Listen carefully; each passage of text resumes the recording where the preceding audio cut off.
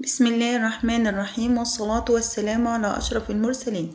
اللهم صل وسلم وبارك على رسول الله. أعزائي الطلبة والطالبات، طلاب الصف الثالث الثانوي، إن شاء الله النهاردة هنتناول يونت 2 أو الوحدة الثانية من كراسة جيم. وطبعا احنا عارفين كل يونت فيه كويز 1 and كويز 2. كويز 1 بيتكلم أو بأسئلة على الفوكاب أو بيقيس الفوكاب كلمات اليونت، وكويز 2 بيقيس الجرامر أو الاستراكشر اللي عندنا في اليونت. ولكن البداية معانا كلنا مع بعض. سبحان الله وبحمده، سبحان الله العظيم، اللهم صل وسلم وبارك على رسول الله.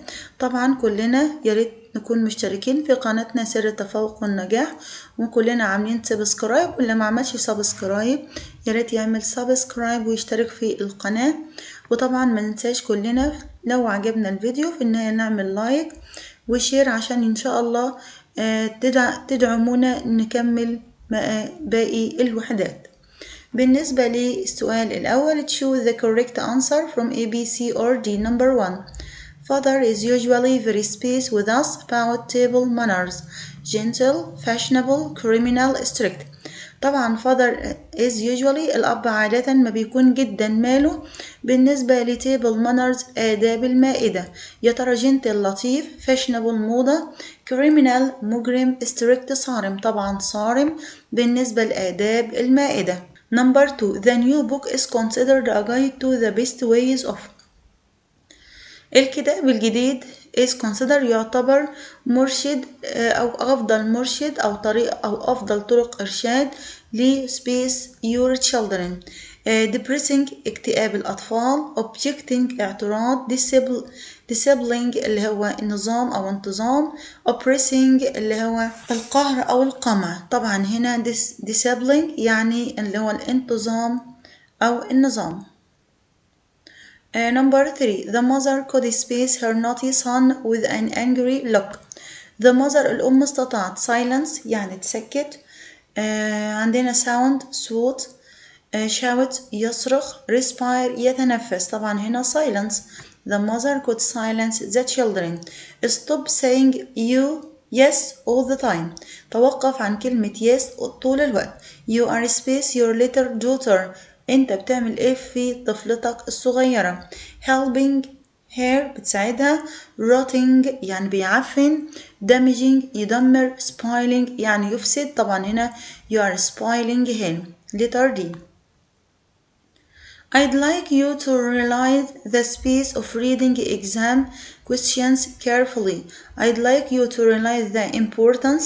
أنا عايزك تدرك أو بحب أفضل إن أنت تدرك أهمية القراءة. ولا important القراءة مهم، ولا import يعني يصدر، ولا deport. طبعا هنا من جاي من departure. طبعا هنا letter A importance of reading يعني أهمية القراءة. Yusuf Shaheen was one of the most space film directors in Egypt and Arab world. يوسف شاهين ده كان واحد من فيلم دايركتورز يعني مخرجي الأفلام في مصر والعالم العربي. Affective يعني affective مؤثر. enforcing طبعا قوة. eccentric عندنا eccentric ولا عندنا هنا influential. طبعا هنا يوسف شاهين was one of Egypt influential film directors يعني مؤثرين. influential. letter D. I have always enjoyed the space on literature especially poetry. I have always enjoyed the lectures يعني محاضرات. chats يعني طبعا اللي هو الدردشة. numerous اللي هو الهمهمة أو tells يعني يخبر. لا هنا طبعا I have always enjoyed the lectures يعني محاضرات الأدب. letter A. Each year some space are given to the best scientists and writers in a big party. كل عام بيعطى للعلماء المهرة والكتاب في حفل كبير. بريزنتس هدايا يقدم لها هدايا، ولا awards يعني منح، ولا medals ميداليات، ولا ريس السباقات. طبعا awards اللي هي المنحة أو الجوائز. My uncle works as a financial advisor for a multinational company in Egypt. طبعا هنا my uncle يعني عمي أو خالي بيعمل advisor يعني مستشار مالي في multinational company يعني شركة متعددة الجنسيات in Egypt أو متعددة القوميات. يا ترى works for يعمل لدي works for ولا works of ولا works about ولا works at. طبعا هنا works as يعني يعمل كي لأن as بيجي وراها الوظيفة. works as a financial advisor.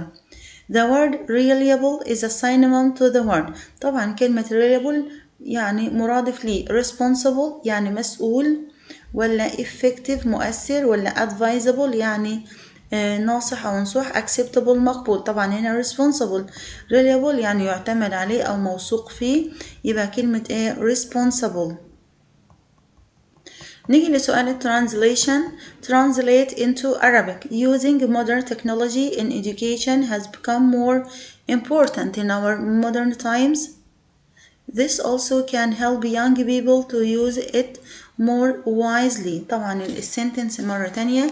Using modern technology استخدام التكنولوجيا الحديثة in education في التعليم has become لقد أصبحت مفروض عشان عندنا has become أو المضارع التام بيترجم إلى لقد أصبح استخدام التكنولوجيا الحديثة في التعليم more important أكثر أهمية in our modern times في عصرنا الحديثة. This also can help young people وهذا أيضا يساعد الشباب to use it more wisely أن يستخدمها بحكمة أكثر. بالنسبة لترانزليت into English إحدى أهم وسائل تطوير التعليم هي جعل المدارس مكانا جذابا يجد الطلاب فيه مكانا مناسبا لممارسة الأنشطة المختلفة التي تجعل التعليم أكثر إمتاعا وتشويقا. لو جينا نشوف السنتنس one of the most important ways to develop education is to make schools an attractive place يعني جعل المدارس مكانا جذابا where students find a suitable place to practice different activities يعني أنشطة مختلفة which make education وهذا يجعل التعليم more interesting يعني أكثر تشويقا and exciting. لو جينا نشوف الترانزليشن مع بعض. Number 1 أصبح استخدام التكنولوجيا الحديثة في التعليم أكثر أهمية في عصرنا الحديث وهذا أيضا يمكن أن يساعد الشباب على استخدامها بحكمة أكثر. بالنسبة لسنتنس number 2 one of the most important ways to develop education is to make schools an attractive place where students find a suitable place to practice different activities which make education more interesting and exciting. نيجي على quiz number 2. طبعا quiz number 2 خاص بالجرامر اللي على unit 2. لميا has worked for 3 different companies is based her graduation since ولا for ولا in ولا during. طبعا عندنا هنا present perfect يعني مضارع تام وعندنا noun اسم هنا يبقى الرابط مين since لأن طبعا احنا عارفين ان since لها أكتر من استخدام مع المضارع التام. ممكن يجي وراها مدة زمنية أو بداية المدة الزمنية for example since 6 o'clock since May since April since Sunday since last year and so on. أو ممكن يجي وراها noun زي الجملة اللي معانا أو ممكن يجي وراها verb في ال past simple في الماضي البسيط أو ممكن تسبق ب its ومدة زمنية محددة وبعدين وراها ماضي بسيط. فطبعا اللي عندنا هنا ان since ربطت في او قرابة في المضارع التام قبلها مضارع تام وبعدها اسم هنا فطبعا دي مين دي since. You spaced late for work many times this year. If you aren't very careful you will be fired. You had been ولا you were ولا you have been ولا you will be. طبعا هنا الحدث if you aren't very careful فالفعل هنا مضارع فبدل الفعل مضارع يبقى أنا عايز أو if في الحالة الأولى يعني زمانها في البريزنت يبقى مين من المضارع عندنا اللي هي letter مين letter C. You have been يعني حدث بدأ وما زال مستمر. It's the first time I speak to an actor. It's the first time I will speak ولا I have spoken ولا speak ولا spoke. طبعا it's the first time I have spoke to an actor، يعني دي أول مرة أكلم فيها أكتر. ممكن نقولنا this is the first time I have ever spoken to an actor. I have ever spoken. يبقى it's the first time من الإكسبريشنز اللي ممكن يجي معاها present perfect لأنها بتعبر عن حدث بدأ وما زال مستمر. The famous writer says he speaks stories for as long as he can remember. طبعا هنا for as long as بتعبر عن ال present continuous. يبقى من ال present continuous هنا عندنا letter D. The famous writer says he has written يعني حدث بدأ وما زال مستمر. فاطمة space her own room since they moved to the new house in Sheikh Zayed. فاطمة is having her own، has had. طبعا هنا زي ما احنا قلنا since جاي وراها ال past simple يبقى قبلها ال present perfect. فين ال present perfect عندنا هنا letter C. يبقى فاطمة has had her own room. Number 6 grandma has spaced hospital since last Friday. طبعا هنا since جاي معاها مدة زمنية يبقى قبلها present perfect. يا ترى فاطمة grandma has gone to hospital ولا has been to hospital ولا has ولا was ولا has been in hospital. طبعا grandma has been in hospital since last Friday. has been يعني ذهبت إلى المستشفى الأسبوع الماضي. has been in hospital يعني كانت في المستشفى. has been in hospital. Space your work already. That was quick. طبعا هنا already بتستخدم لتأكد حدوث الفعل. فطبعا ده question. have you finished, do you finish, did, are. طبعا already من علامات أو من الكلمات الدالة على present perfect يبقى have you finished.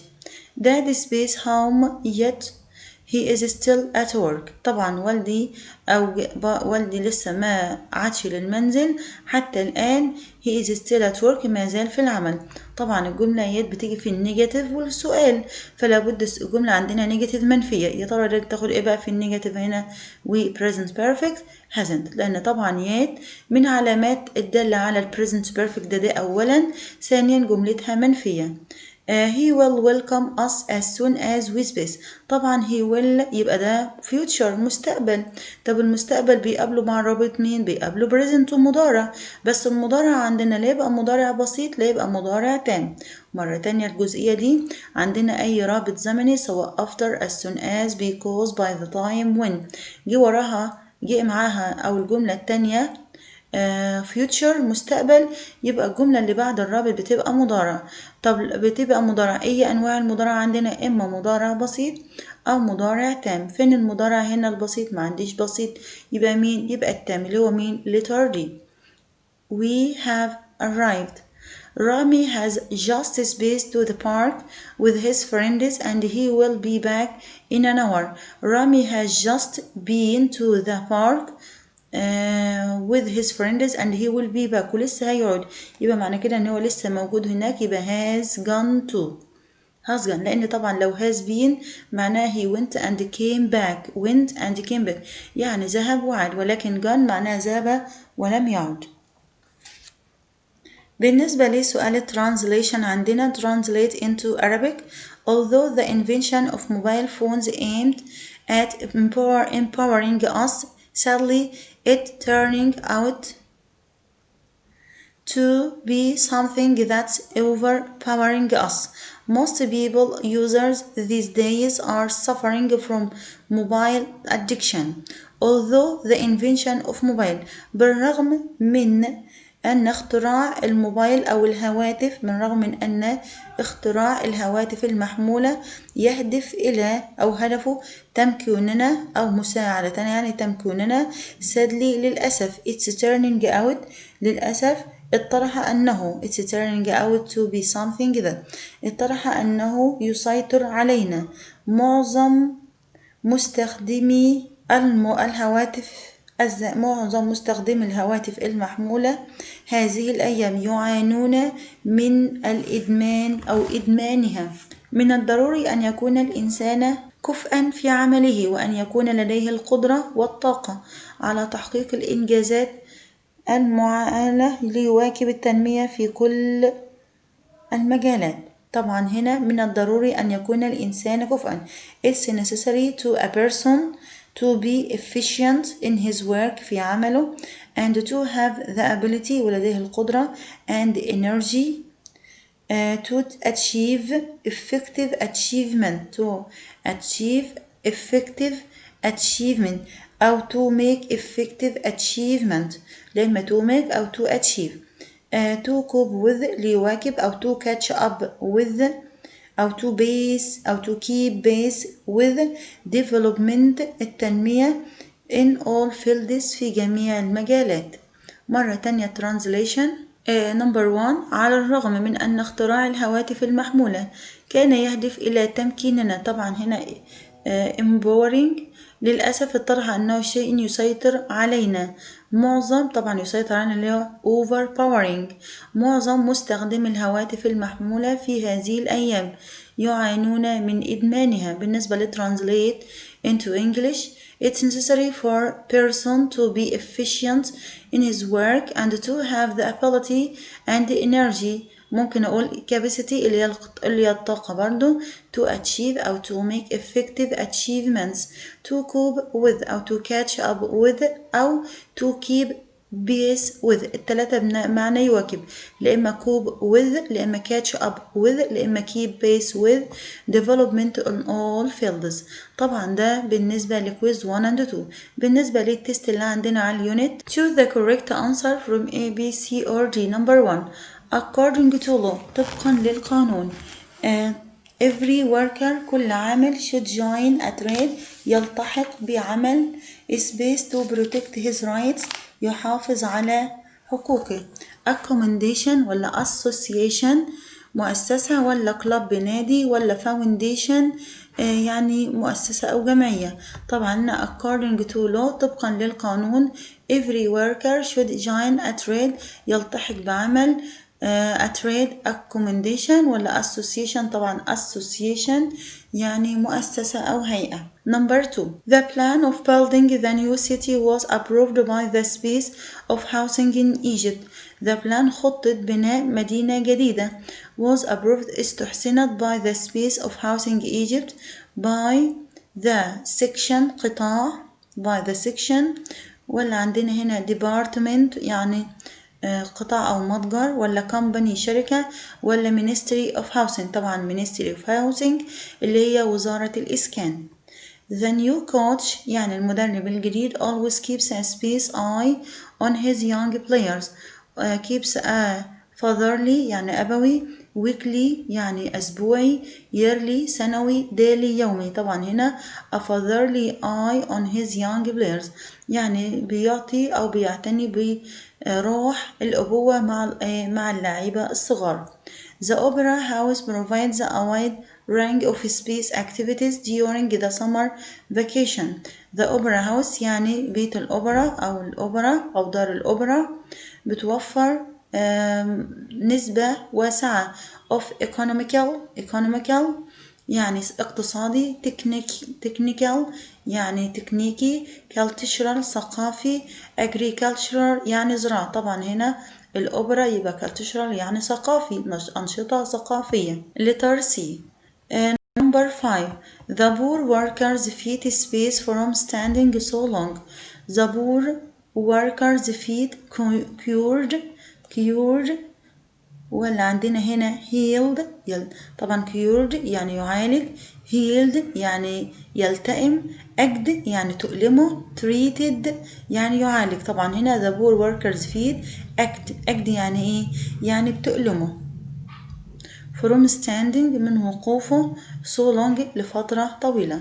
The successful artist is a young woman who pays trust in everyone she meets. The successful artist يعني الفنانة الناجحة is a young woman سيدة شابة who opposes بتعترض، respires تتنفس، inspires يعني تلهم، interests يعني اهتمامات. طبعا inspires يعني بتلهم، trust in everyone she meets بتلهمهم من كل شخص بتلهم الثقة من كل شخص تقابله. This disease هذا المرض is based طبعا برضو نفس زي الجملة اللي قبلها lives ولا lived ولا is living ولا has lived. طبعا has lived. برضو present perfect لأن عندنا since past simple و present و present perfect. I have been painting for 5 years and I space a single picture yet. طبعا yet في نهاية الجملة المنفية. فين المنفية هنا؟ have أو has والتصريف التالت اللي هي letter A. I haven't sold. They haven't spoken to each other ages. طبعا هنا for ages. ليه؟ لأن ages بيجي معاها for. ages بيجي معاها for ages. دي طبعا من الإكسبريشنز اللي تتحفظ على ال present perfect. for ages. أو احنا عارفين كمان إن for بيجي معاها كل ما يبدأ بحرف ال A أو بينتهي بحرف ال S بيجي معاها for. He told me his name. هو أخبرنا عن اسمه. But I spaced it. I can't remember it now. But I forgot يعني أنا نسيته ولا have forgotten ولا am forgetting ولا had forgotten. طبعا هنا I cannot remember يعني مش متذكره الآن يبقى but I have forgotten. He told me يعني هو أخبرني بس أنا حاليا مش متذكره. هالة is back home now. هالة رجعت على المنزل. She space Italy يبقى راحت ورجعت. She goes, she has gone, she has been in, she has been to. طبعا she has been to يعني ذهبت وعادت. She has been to Italy يعني went to Italy and came back. ولكن she has been in يعني هي موجودة هناك. has been in بتساوي has gone to. has been in بتساوي has gone to يعني هي ذهبت إلى مكان وهي موجودة فيه. ولكن has been to ذهب وعاد. ناخد بالنا من الاتنين. Don't forget to pay your electricity bill. Don't forget يعني ما تنساش تدفع فاتورة الكهرباء. Don't worry I have spaced it paid. I have space been it. I have already يعني أنا بالفعل دفعتها ولا I never ولا yes ولا last. طبعا اللي تيجي بين have وhas والتصريف الثالث هي already و never. ولكن هنا بقول لك don't worry ما تقلقش أنا دفعتها يبقى I have already لأن الجملة ما بتدلش على النيجاتيف النفي. Yasser is looking for his key. It seems that he spaced it. He lost ولا had lost ولا has lost ولا will lost. طبعا it seems that he has lost it يعني طبعا آثاره موجودة يعني ضيع المفتاح بتاعه فيبدو ان هو ضاع منه. What a boring film يعني يا له من فيلم ممل. It's the most boring film I have ever seen. I have عندنا ever بتيجي قلنا قبل كده ever بتيجي في التفضيل ونيفر في المقارنة. فأنا هنا بعمل تفضيل يعني ده أفضل فيلم شفته على الإطلاق. I have ever seen. Her bedroom was green. حجرة النوم بتاعتها green. Now it's yellow. والآن هي yellow يعني لونها أصفر. She spaced it last week. She spaced it last week يعني هي دهنتها الأسبوع الماضي. She painted it. طبعا هنا past simple عادي ماضي بسيط. نيجي بعد كده عندنا الباسج القطعة. Teachers have the very important responsibility of shaping the lives of young children. يعني المعلمين عليهم مسؤولية مهمة لتشكيل حياة الأطفال الشباب.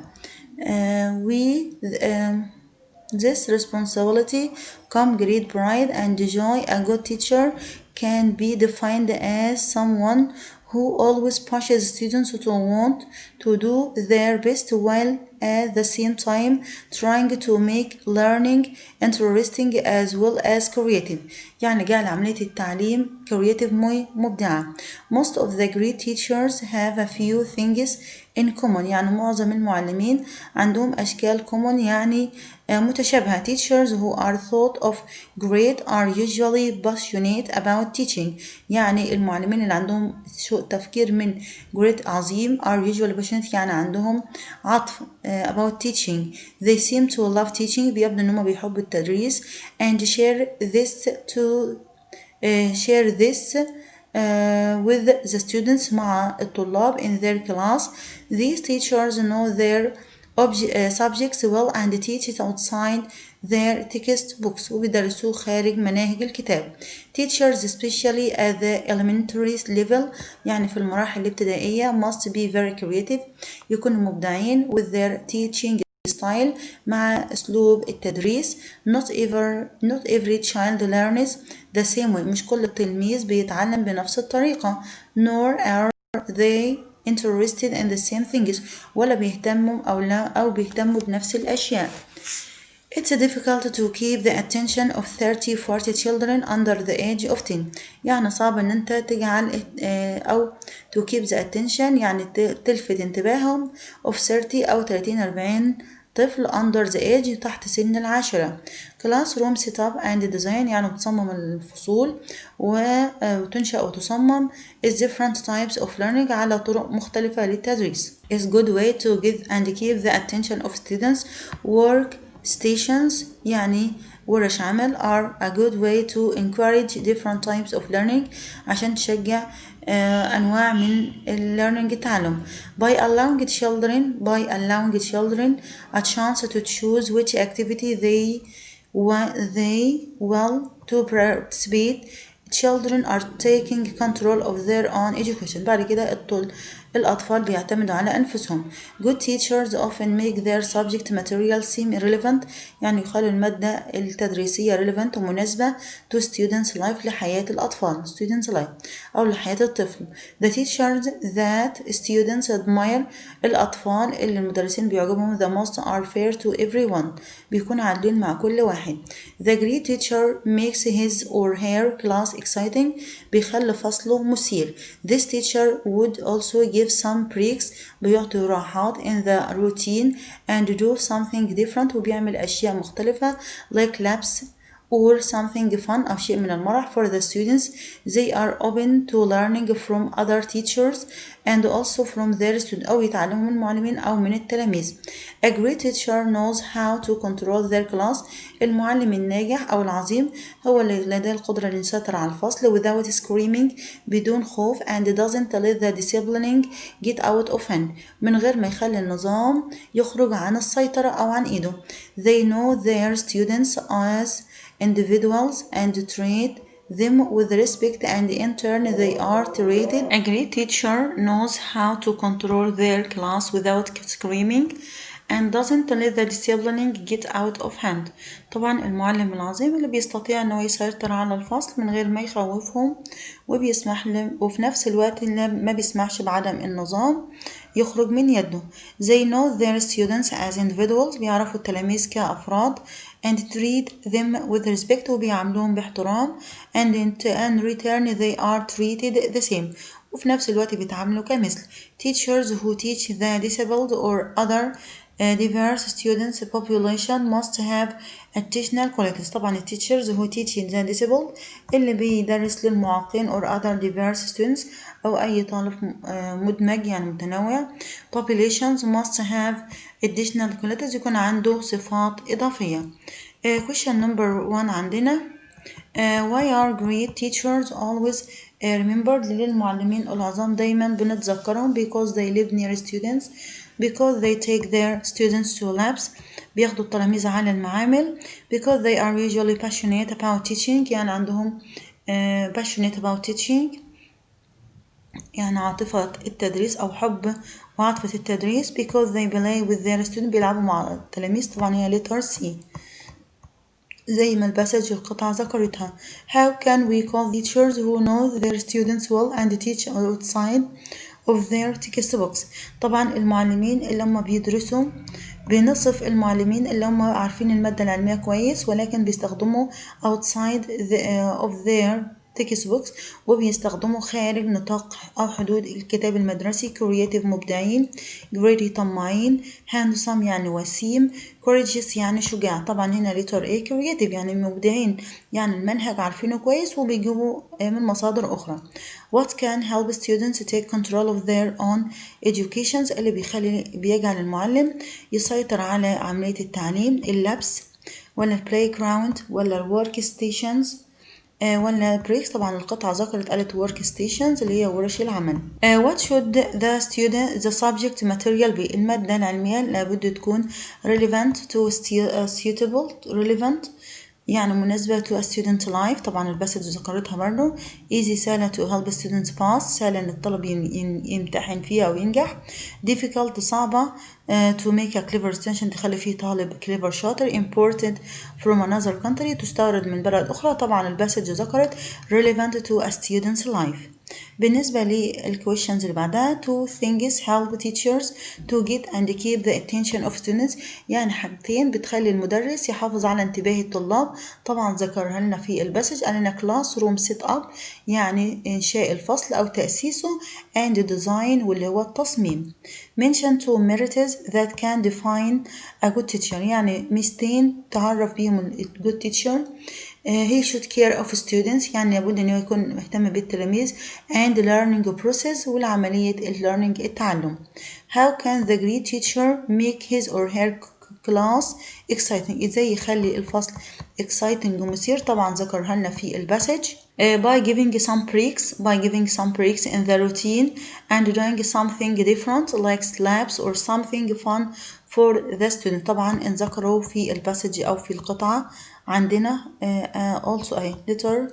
yes the great teacher makes his class exciting. يبقى ممكن ناخدها دي number او دي اجابة السؤال الاخير عندنا. ده طبعا الاجابة لحد السؤال الجزء الثاني لحد هنا. المهم السطرين دول إجابة النقطة اللي احنا كنا بنسأل فيها اللي هي number 7.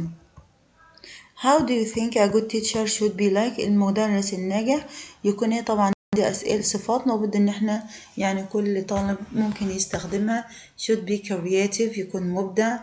clever ماهر. يبقى ممكن نقول he should be clever kind creative مبدع smart. بالنسبة لسؤال الترانزليشن أو نراجع أسئلة الباسج الأول. طبعا بالنسبة لأسئلة الباسج عندنا number 5 classroom set up and design طبعا زي ما ذكرناهم. he cares about both students and the learning process طبعا المعلم الناجح cares about both students and the learning process. number 7 by giving some breaks in the routine and doing something different like labs or something fun for the students. وطبعا السؤال الأخير اللي احنا أجبناه. نيجي عندنا لسؤال الترانزليشن اللي هو السؤال translate into Arabic. children's books are an important tool that can shape child's view of the world and his personality as well. that's why they should be made as exciting as possible. طبعا هنا إن كتب الأطفال أداة مهمة يمكن أن تشكل نظرة الطفل للعالم ولشخصيته أيضا. لذلك يجب جعلها مشوقة قدر الإمكان. بالنسبة لترانزليت into English المعلم الناجح a successful teacher هو أهم أعمدة بناء التعليم is the most important pillars يعني أعمدة of a successful education للتعليم الناجح. so we should pay attention يجب الاهتمام بالتطوير المستمر للمعلم وتدريبه على أحدث الطرق والوسائل التربوية التي تجعله قادرا على أداء رسالته السامية. A successful teacher is the most important pillar of a successful education, so we should pay attention to the continuous development of the teacher and training him on the most recent educational methods اللي هي الطرق and techniques والوسائل which can enable والتي تجعله enable him to do his noble mission. noble يعني سامية noble mission يعني رسالته السامية. نشوف مع بعض الترانزليشن مرة تانية. إن كتب الأطفال أداة مهمة يمكن أن تشكل نظرة الطفل للعالم ولشخصيته أيضا. لذلك يجب جعلها مشوقة قدر الإمكان. بالنسبة لترانزليت into English a successful teacher is the most important pillar يعني عمود of a successful education لتعليم ناجح. so we should pay attention to the continuous development of the teacher and training him on the most recent educational methods and techniques which can enable him to do his noble mission لأداء مهمته السامية نوبل ميشن. ومن هنا وصلنا لنهاية حلقتنا. أتمنى التوفيق للجميع، والسلام عليكم ورحمة الله وبركاته.